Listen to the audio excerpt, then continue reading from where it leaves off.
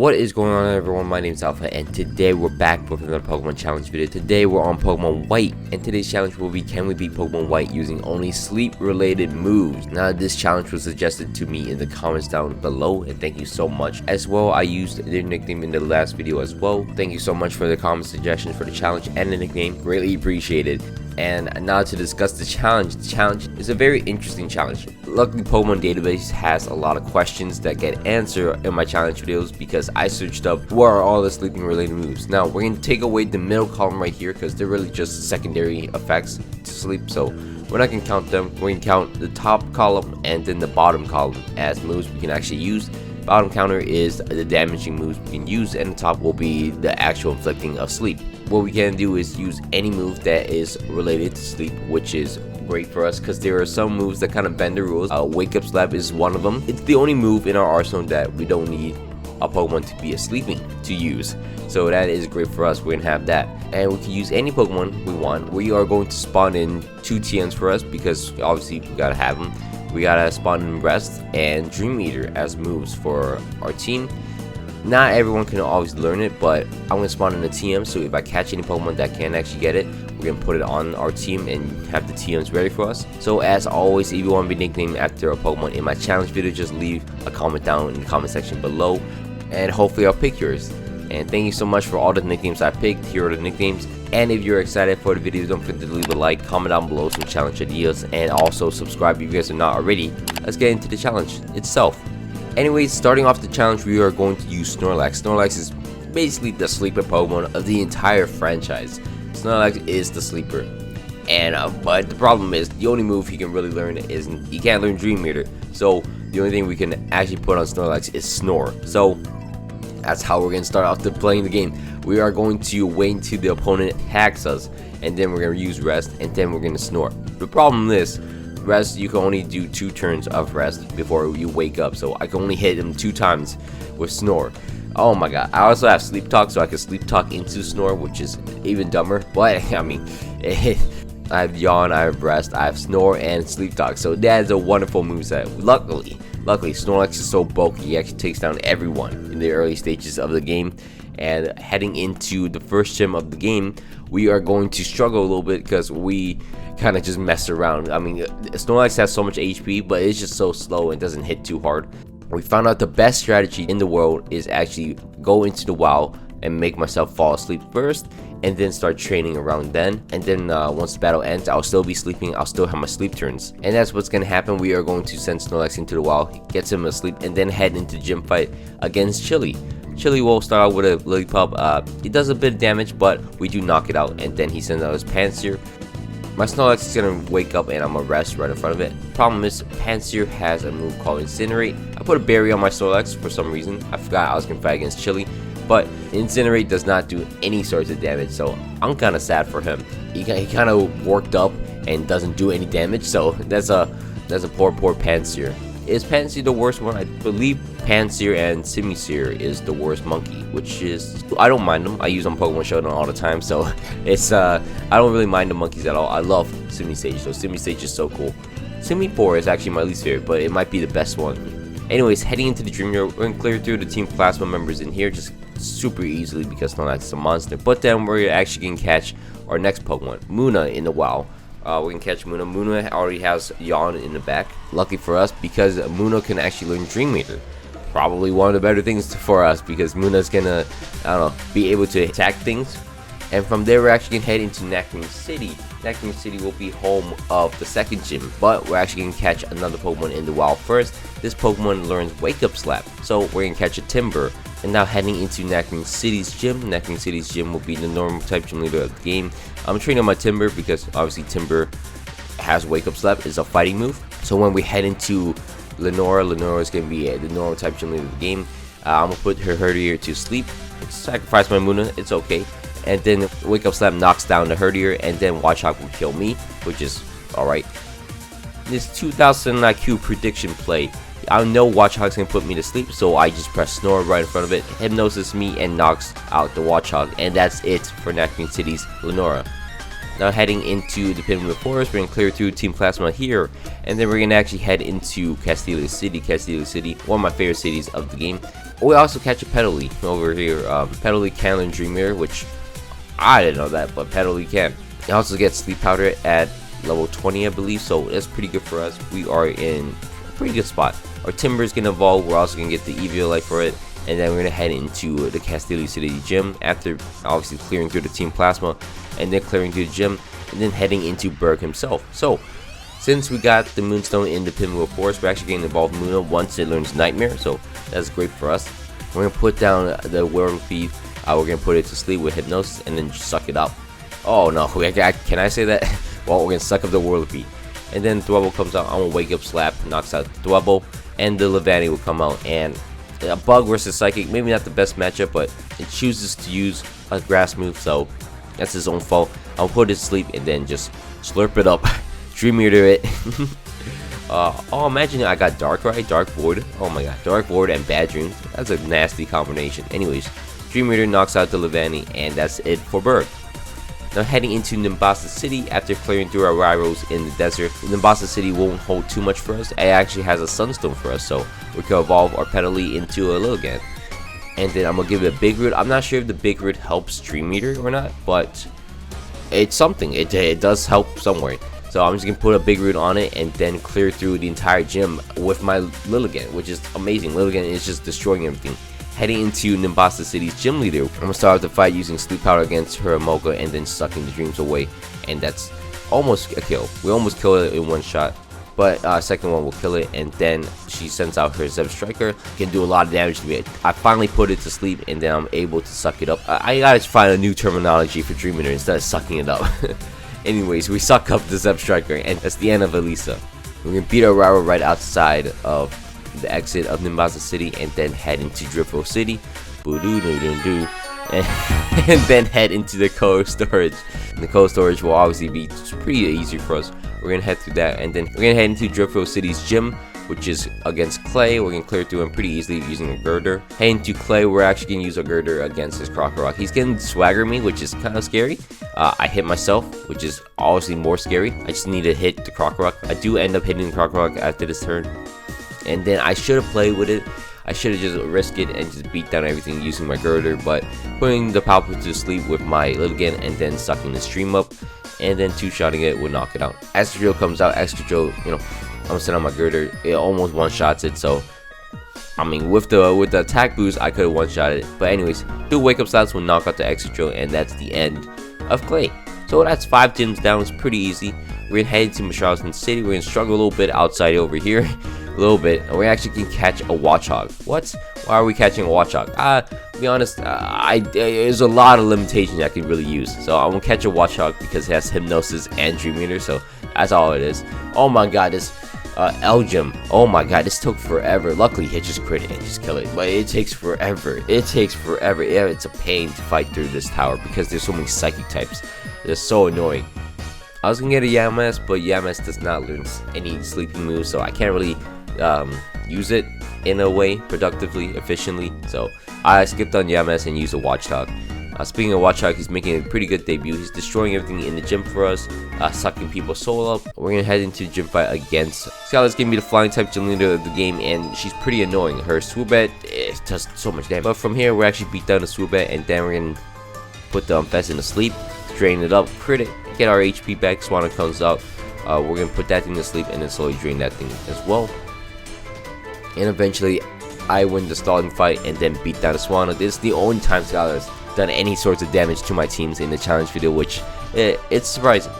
We're gonna head through Twist Mountain. We're gonna clear through Twist Mountain and then head into Icarus City.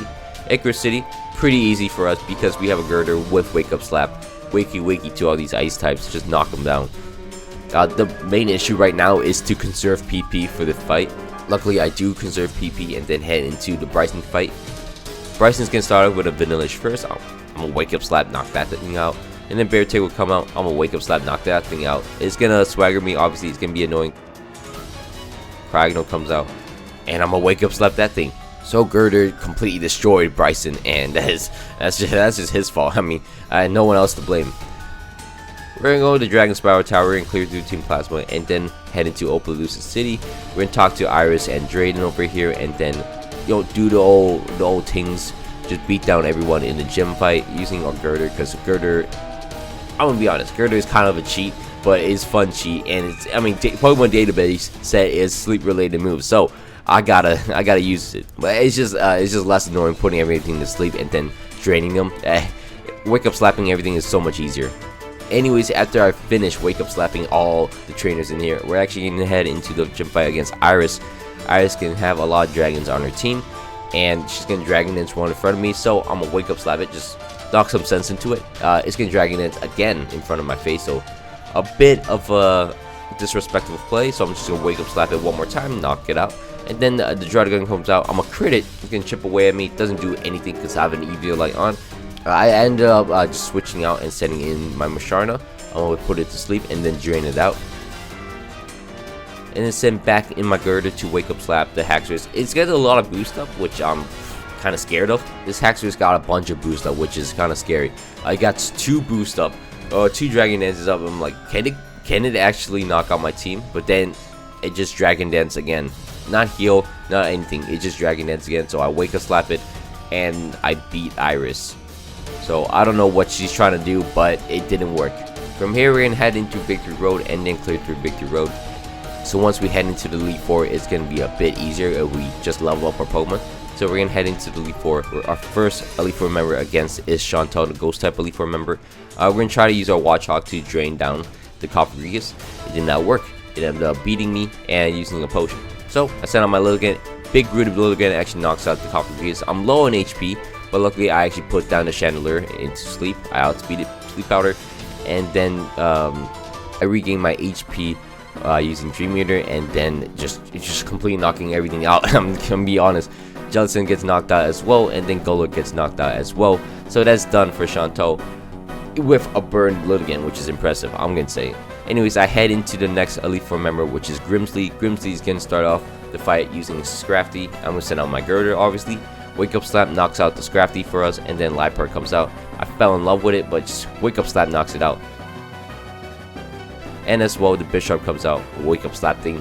I'm gonna Wake Up Slap that thing as well, and then the Crocodile will come out. The Crocodile is gonna be a bit of a pain, but I put it to sleep and then send out my Girder and then just one-shot it. Now here comes the most annoying one. We're gonna head into Caitlyn's. Caitlyn's going to be Psychic type Elite Four member, and we're gonna start off the fight using our Lilligant. Lilligant is gonna slowly drain the PP down of Renewdiclus. Lilligant can learn. Lilligant can actually survive a lot of hits, and then I eventually knocked down Renewdiclus, and then I drained the PP of the Sigilyph, and then drain his HP and knock it out. Same thing with the Musharna. It takes a while, but the Musharna eventually goes down with the Dream Eater. And then at this point, I've actually run out of PP, so I just let my Lilligant die to Coffintail. And then I send in my Snorlax to put it to sleep. Send in my Girder to Wake Up Slap it. It has so many Calm Minds up. It has like 3 Calm Minds up. And then I'm gonna send in my Watchhawk to put it to sleep. And then it wakes up before one of my Girders can actually do anything. I have 2 Girders with Wake Up Slaps, by the way. It knocks out one of them. So I decided to yawn down the Coffintail, and then try to put myself to sleep. It actually knocks out my Snorlax. This is the first time my Snorlax gone down, and then it's in range of a Wake Up Slap to knock out the Coffintail. So it took a lot of team effort to knock on that Coffintail at the end, but eventually we got it done. Now we're heading into the final Elite Four member of the game. This is Marshall. Marshall is going to be the fighting type Elite Four member. We're going to start off using our Lilligant and just Dream Eater in game, because Dream Eater is a psychic move and it is going down pretty easily. Sleep Powder, the Mian Shout, just Dream Eater it down, and then Sock comes out. I'm a 1v1 the Sock using my Girder, because Wake Up Slap, obviously, destroy it. I should have 1v1 the Conkeldurr using my Girder, but I was trying to beat the game. Anyways, I put down the Conkeldurr to sleep, and then of course Dream Eater will just suck it up.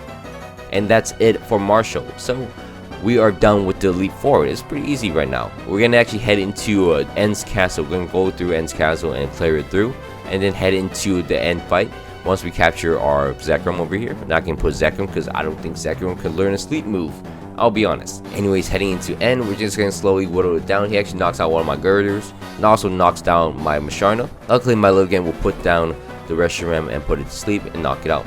Same thing with the Vanillux. It does blizzard me, but I could Dream Eater, recover my HP. Clink Clank comes out. It's actually the Zoroark, but Wake Up Slap regardless would knock it out. And then the real Clink Clank will come out. The real Slim Shady will come out.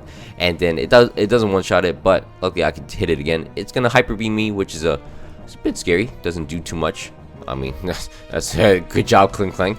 Anyways, Arceus will come out. I'm gonna Sleep Powder the Arceus and then suck it up. Okay, well, that's a terminology. I'm gonna suck up the Arceus and then the Caracosta comes out. Same situation. I'm gonna Dream Eater it and knock it out. And that's the end. The next challenge will be Ghetsis. So we're gonna head into Ghetsis fight. We're obviously starting with the Girder, which is a bit of a pain. Anyways, using my Watchhawk to put it to sleep, just whittling it down a little bit. You know, just trying to get it down. I put it back to sleep once I go down, and then I actually knock it out using my Lilligant, which is completely fine. Hydreigon comes out. I'm sending out my Girder just for this. It's gonna Dragon Pulse me twice. In the flip side, I'm gonna Wake Up Slap it twice and knock it out in return. And then it's gonna send out his Bouffalant. I'm gonna send one of my Girders and just Wake Up Slap it, and it two-shots it, so it's pretty good. And then Electros will come out. Electros will just be put down to sleep, and that's it for Electros. Same thing for Seismic Throw. I'm gonna put that thing to sleep, suck it up with my Lilligant, and that's it. Then the Bisharp will come out as his final Pokemon, and my Girder has enough HP to live any attack it wants. So it's gonna Wake Up Slap the Bisharp and then knock it out.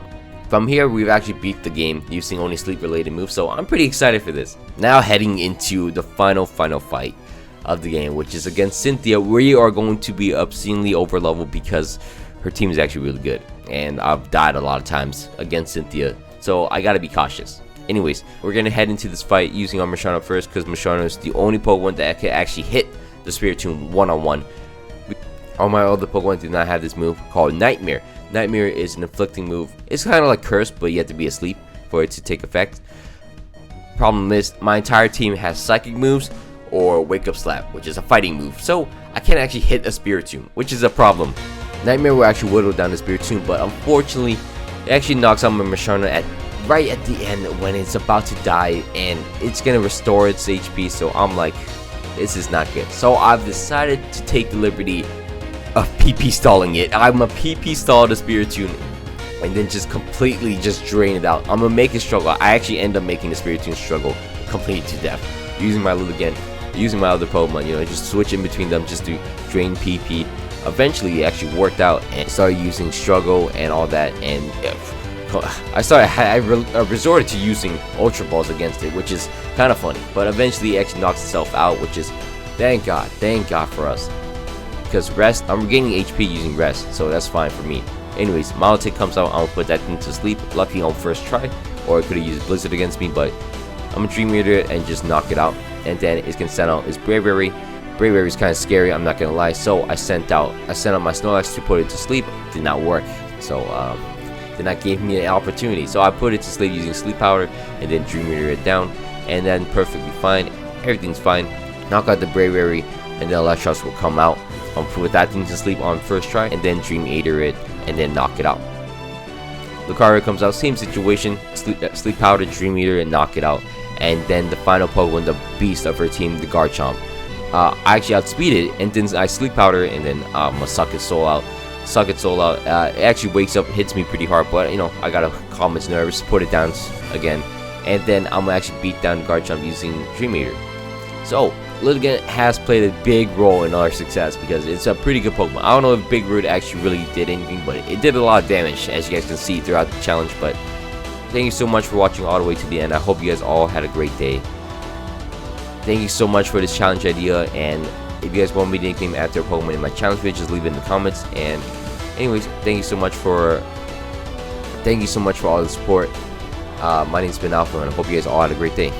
I'm out. Peace.